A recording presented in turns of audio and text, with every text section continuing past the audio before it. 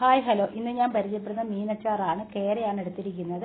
മാംസം മാത്രം മതി. അത് നല്ലപോലെ വെട്ടി കഴുകി കൊണ്ടുവന്ന് അതിലേക്ക് കുറച്ച് മഞ്ഞൾപ്പൊടി, മുളക് പൊടി, കുറച്ച് മല്ലിപ്പൊടി, ഉപ്പ്, മീനിൻ്റെ അനുസരിച്ചും ഓരോരുത്തരുടെ എരിവിനനുസരിച്ചും എടുത്തോണം. അത് നല്ലതുപോലെ പുരട്ടി 10 മിനിറ്റ് ഫ്രീസറിലോട്ട് വെക്കാം. അതിനുശേഷം നമുക്കിത് വറുത്തെടുക്കണം. ഇത് വറുത്തെടുക്കുമ്പോഴേ നമുക്ക് കഴിക്കാൻ പറ്റുന്ന രീതിയിൽ വറുത്താൽ മതി. അങ്ങ് ഭയങ്കരമായിട്ട് വറുത്ത് പോകണ്ട.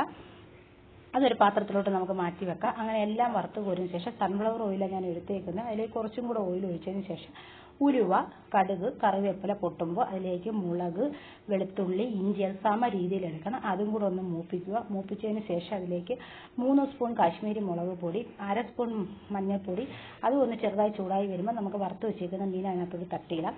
അതെല്ലാം കൂടെ ഒന്ന് യോജിപ്പിച്ചതിന് ശേഷം ഉപ്പ് നോക്കി ആവശ്യത്തിന് ഉപ്പും കൂടെ ചേർക്കുക. അതിനുശേഷം നമുക്കിതിനകത്ത് കുറച്ച് വിനീഗർ ഒഴിക്കണം. വിനീഗർ അവരവരുടെ ഇഷ്ടം അനുസരിച്ച് ഒഴിക്കുക. എണ്ണയും വിനീഗറൊക്കെ അവരവരുടെ ഇഷ്ടമാണ്. എന്നിട്ട് നമുക്കിത് ഉപയോഗിക്കാം.